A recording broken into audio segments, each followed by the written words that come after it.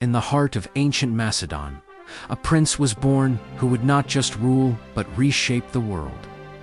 This is the story of Alexander the Great, a military genius whose ambition knew no bounds and whose legacy echoes through millennia. In just over a decade, he forged an empire that stretched from Greece to India, a feat of conquest that remains one of the most astonishing in all of human history. So, how did a young king from a small kingdom on the edge of the Greek world achieve the impossible? Our story begins not on the battlefield, but in the classroom.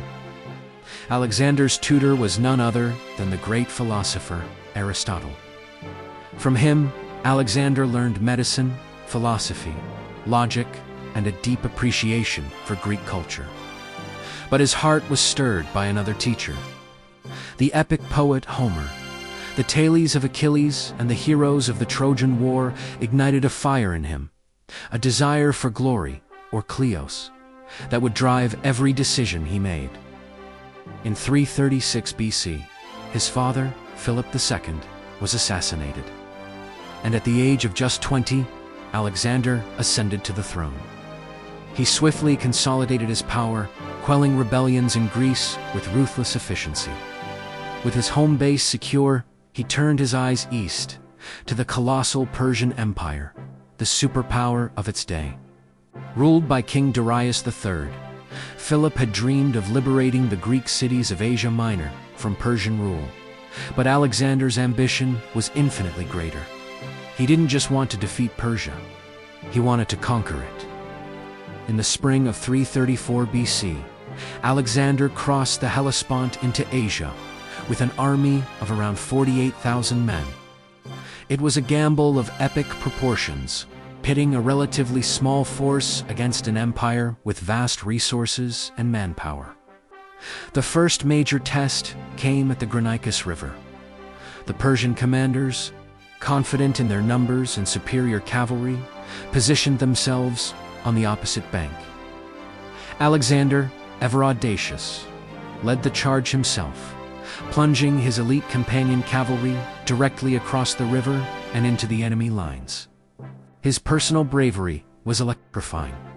The Persian front shattered, and Alexander won a decisive victory.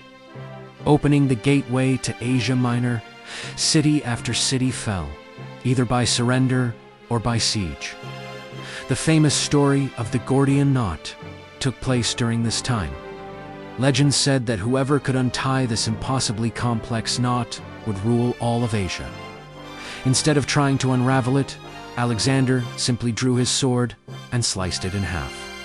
It was a perfect metaphor for his approach to problems: direct, decisive, and brilliantly unconventional. A year later, at Issus, Alexander faced Darius III in person for the first time. The Persian army vastly outnumbered the Macedonians. The battlefield was a narrow coastal plain, which actually helped Alexander by preventing Darius from using his superior numbers to flank him. Spotting a gap in the Persian line, Alexander once again led a cavalry charge straight at the heart of the enemy, directly towards Darius. The Persian king, stunned by the ferocity of the attack, lost his nerve and fled the battlefield. His army, seeing their king retreat, broke and ran. Alexander had captured Darius's family, his camp, and an immense amount of treasure. He had humiliated the King of Kings. Instead of pursuing Darius immediately, Alexander made a strategic move south, securing the entire Mediterranean coastline to neutralize the powerful Persian navy. This led him to the island city of Tyre, a fortress considered impregnable. For 7 long months, the Macedonians laid siege, building a massive causeway from the mainland to the island under constant attack. Alexander's engineering, ingenuity, and sheer persistence paid off. Tyre fell, and the message was clear: nowhere was safe from his army. From there, he marched into Egypt, where he was welcomed not as a conqueror, but as a liberator from Persian rule. The Egyptians declared him a pharaoh, a living god. It was here, at the mouth of the Nile, that he founded the most famous of his many cities, Alexandria. He envisioned it as a great center of learning and trade, a bridge between East and West, and it would become exactly that.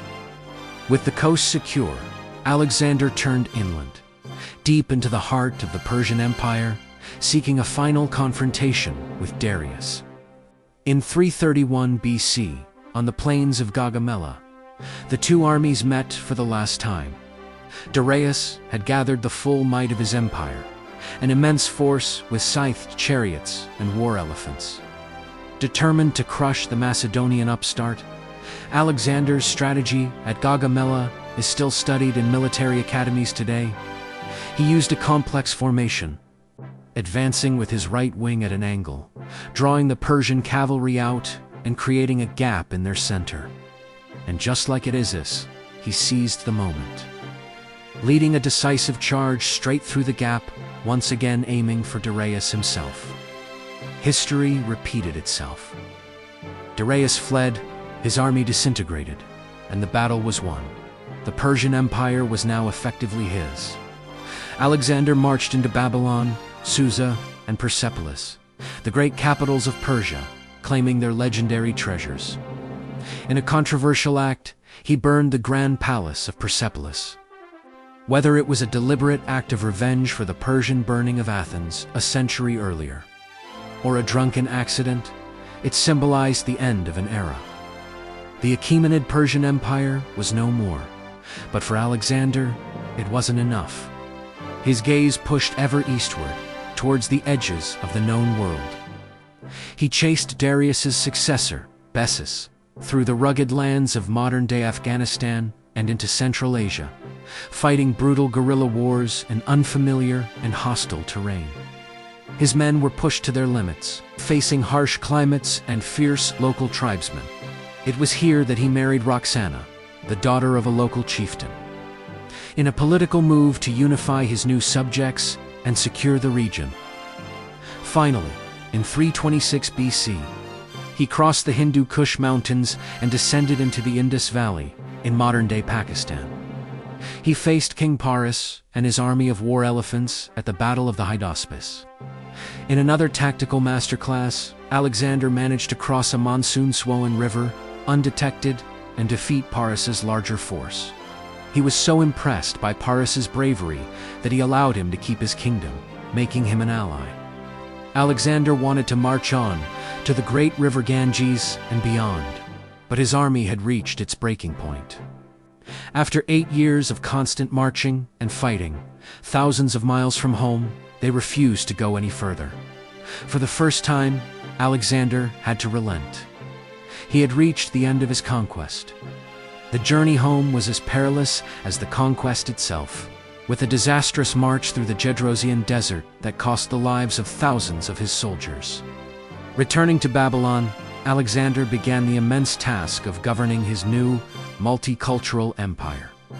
He encouraged his soldiers to marry Persian women, and he himself took another Persian wife. He incorporated Persian nobles into his administration and army. Dreaming of a fusion of Greek and Eastern cultures, a new Hellenistic civilization. But this vision was never fully realized. In 323 BC, after a prolonged bout of fever, Alexander the Great died in Babylon. He was only 32 years old. His final words, when asked who his empire should go to, were supposedly to the strongest. What followed was 40 years of war between his generals, the Diadochi, who carved up his vast empire into several new kingdoms. Like the Ptolemaic kingdom in Egypt and the Seleucid Empire in Asia, Alexander's empire did not survive him. But his legacy was profound. He had shattered the old world order and ushered in the Hellenistic age. For the next 300 years, Greek language, art, and ideas would dominate the Mediterranean and the Near East. The cities he founded, especially Alexandria, became beacons of culture and science. His military strategies are still revered, and his life story a tale of superhuman ambition, genius, and a relentless drive for glory continues to inspire and fascinate us. He was a king, a conqueror, a visionary and a legend whose impact is still felt to this day. Thanks for watching. If you enjoyed this journey into the life of one of history's most incredible figures, don't forget to like, subscribe, and hit the bell icon for more stories that shaped our world.